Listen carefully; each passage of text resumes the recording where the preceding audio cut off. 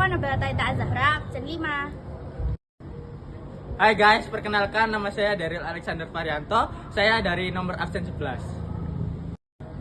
Hai, perkenalkan nama Gigi Rana Sakarasati dari absen 30. Perkenalkan namaku Amirul Davin, absen 23.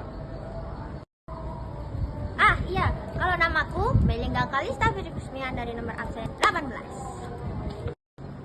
Halo guys, perkenalkan namaku Muhammad Farel Haftah dari nomor absen 21. Nah, di sini saya akan apa sih?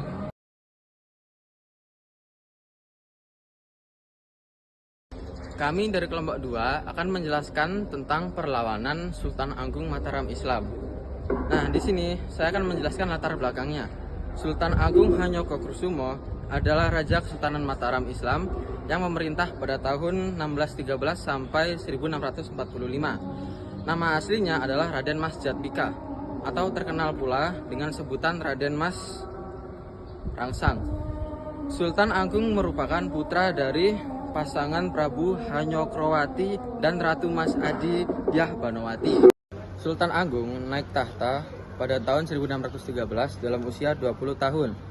Sultan Agung dikenal sebagai salah satu raja yang berhasil membawa kerajaan Mataram Islam mencapai puncak kejayaan pada 1627.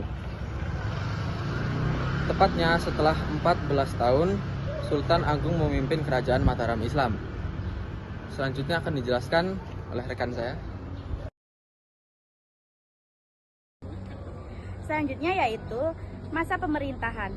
Masa pemerintahan Sultan Agung daerah pesisir seperti Surabaya dan Madura berhasil ditaklukkan pada kurun waktu 1613 sampai 1645. Wilayah kekuasaan Mataram Islam meliputi Jawa Tengah, Jawa Timur, dan sebagian Jawa Barat.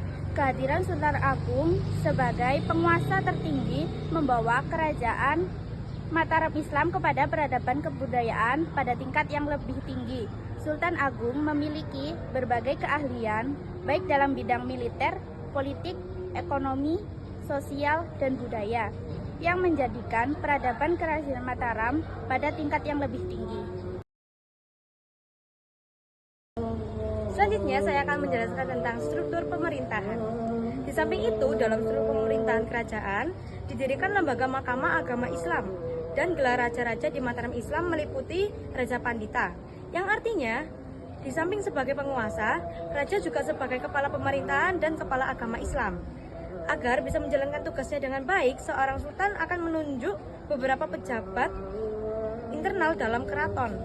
Pejabat internal tersebut diantaranya patih kerajaan, wedana, keluarga kerajaan, abdi dalam, prajurit, dan lain sebagainya.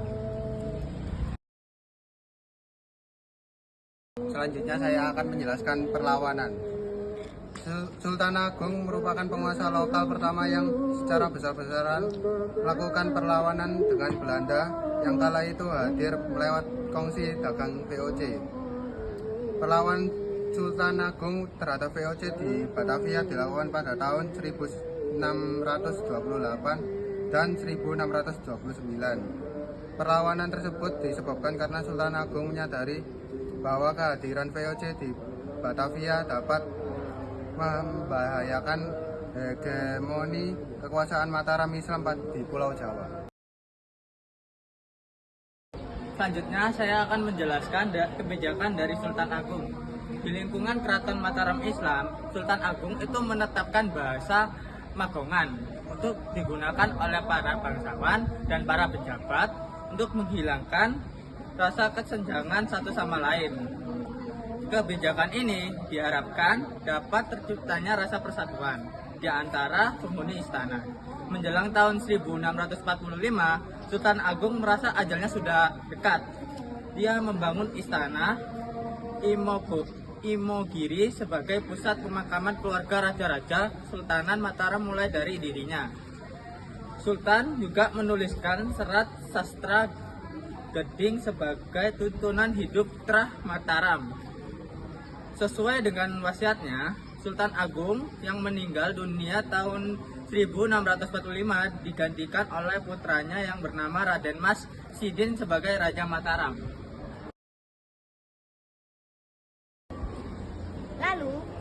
Agung Hanyokrokusomo memiliki pencapaian antara lain yaitu yang pertama, memindahkan penduduk Jawa Tengah ke Karawang, Jawa Barat. Nomor 2, menempatkan ulama untuk memberikan pengajaran dan pendidikan kepada rakyat Mataram Islam. Yang nomor 3, menyesuaikan kebudayaan Indonesia asli dengan Hindu dan Islam seperti puasa dan grebet maulid. Yang nomor 4, Sultan Agung juga mengenalkan penanggalan tahun Soko dan kitab filsafat sastra gitu.